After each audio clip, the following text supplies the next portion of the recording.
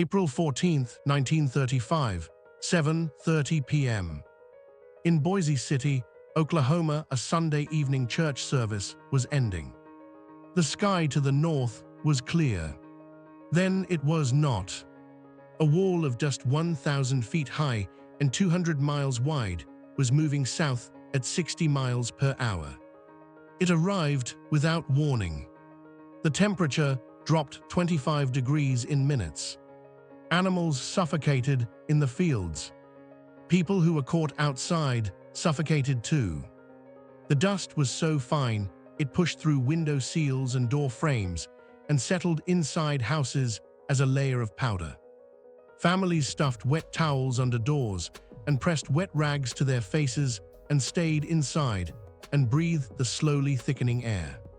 Children developed a condition called dust pneumonia. Their lungs filled with silt. Some of them died. The event was called Black Sunday. It was the worst single dust storm of the decade. It was not the first. Between 1930 and 1940, the southern Great Plains experienced over 100 major dust storms.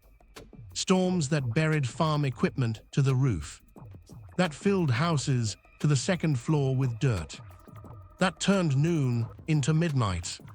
The region that produced this dust covered 100 million acres across Texas, Oklahoma, Kansas, Colorado, and New Mexico.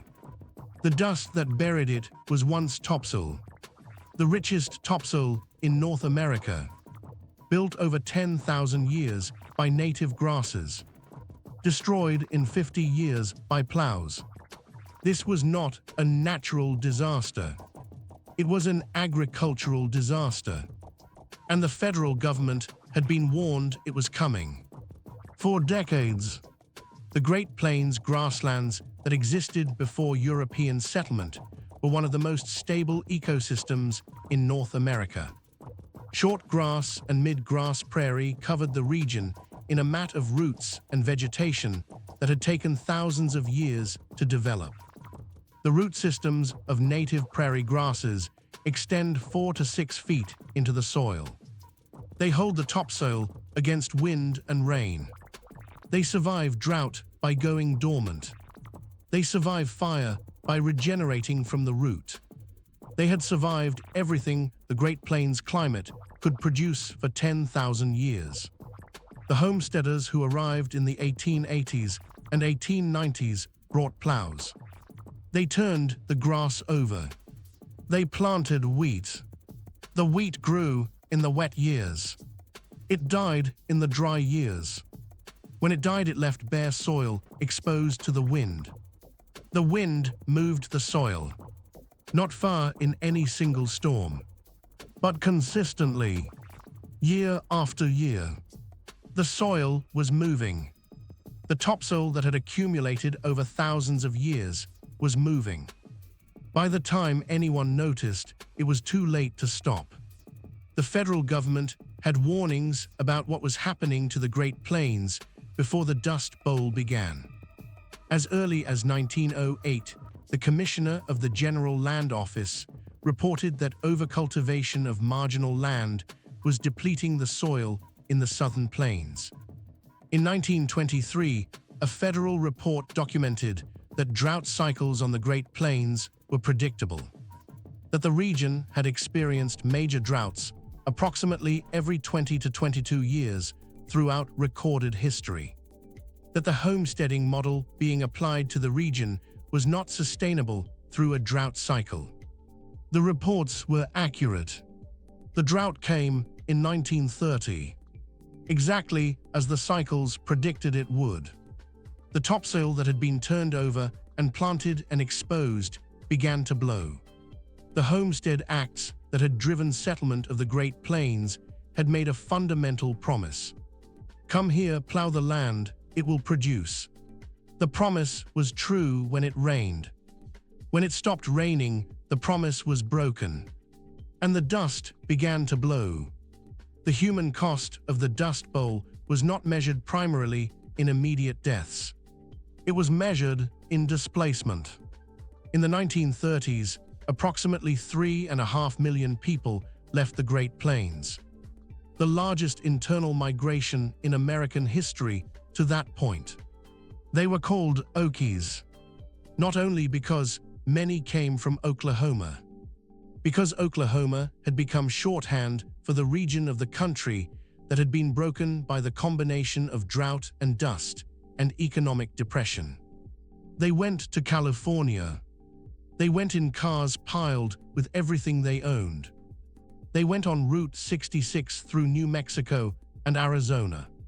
They arrived in California to find agricultural jobs that were fewer than the workers looking for them. They lived in labor camps, in makeshift settlements along irrigation ditches. They were looked down on by Californians who did not want them. They were paid wages that kept them permanently in poverty. Their children worked in the fields alongside them. The migration that the Dust Bowl produced created the California agricultural labor crisis that California is still managing today. The people who left the southern plains did not choose to leave. They left because the land could no longer feed them, because the federal policy that had encouraged them to plow it had not warned them what the consequences would be. Franklin Roosevelt created the Soil Conservation Service in 1935, the same year as Black Sunday. Hugh Bennett, a soil scientist who had been warning about erosion on the Great Plains since 1905, became its first director. Bennett had written a federal report in 1928 documenting the soil erosion crisis. The report had been available for 7 years before Black Sunday. It had not produced a policy response. Black Sunday produced a policy response. Bennett was brought to Washington to testify before Congress the week after Black Sunday. He timed his testimony to coincide with a dust storm. Dust from the same system that had produced Black Sunday was drifting east. When it arrived over Washington, D.C. during Bennett's testimony, senators looked out the windows and saw the sky go dark. Bennett pointed at the windows. He said, "This is what I have been warning you about for 30 years." Congress passed the Soil Conservation Act the same year. The federal government began paying farmers to plant shelter belts, rows of trees planted in parallel lines across the plains to break the wind. It began paying farmers to practice contour plowing rather than straight-line plowing. It began paying farmers to leave marginal land in grass rather than converting it to crops. It began doing in 1935 what the reports had recommended in 1908 and 1923 and 1928. The rain returned to the Great Plains in the late 1930s. The dust storms subsided. The shelter belts that had been planted began to grow. The soil conservation practices that had been adopted began to reduce erosion. The crisis appeared to be over. The southern Great Plains have had drought cycles since the Dust Bowl. A severe drought in the 1950s produced dust storms that were nearly as intense as the worst events of the 1930s. A drought in the 1970s produced significant erosion. The Ogallala Aquifer, the underground water source that has allowed irrigation farming to expand across the Great Plains since the 1950s, is being depleted faster than it recharges. At current rates of extraction, it will be significantly depleted within decades. When it is gone, the Great Plains will depend on rainfall again. The rainfall patterns on the Great Plains are what they have always been: wet cycles and dry cycles. 20-year rhythms. The same rhythms that the 1923 federal report documented. The same rhythms that produced the 1930s drought. The same rhythms that will produce the next one. The topsoil that remains on the Great Plains is thinner than it was in 1930. The shelter belts that were planted in the 1930s have been removed in many areas to make room for larger farm equipment.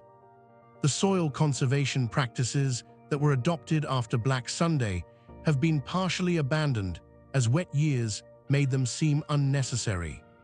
The federal reports that warned about the sustainability of Great Plains agriculture are in the archive. They are still accurate. They were written in 1908, and 1923, and 1928, and 1935. The dust is still there, waiting for the next dry cycle, which will come on the same schedule it has always come, whether anyone has read the reports or not. Did you know the Dust Bowl was predicted decades before it happened? Tell me in the comments what you think should have been done differently.